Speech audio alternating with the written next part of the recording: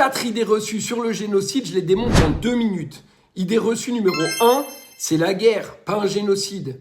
C'est faux, un génocide peut être commis en temps de paix comme en temps de guerre. Ce qui compte pour qualifier un génocide, c'est l'intention de détruire un groupe en raison de sa nationalité, de son ethnie, de sa race ou de sa religion.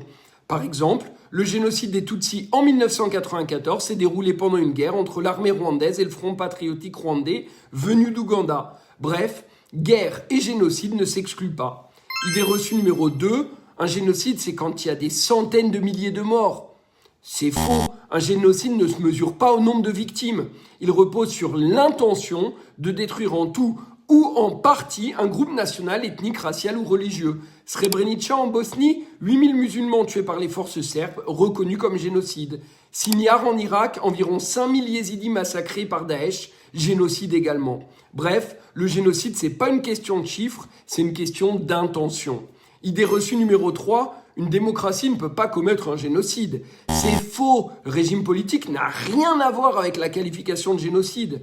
D'ailleurs, le droit international prévoit aucune exception de commettre un génocide pour les États qui élisent leurs dirigeants.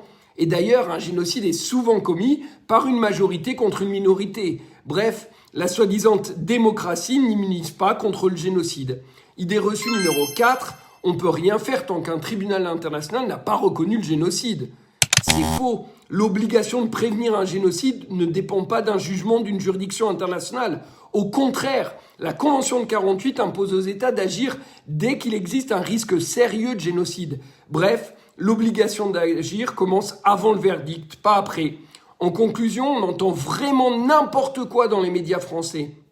Mais l'énergie que certains déploient pour disqualifier le mot de génocide n'a rien de juridique. Elle vise surtout à minimiser la gravité des crimes commis à Gaza comme au Darfour. Mais ça, on en parlera une prochaine fois.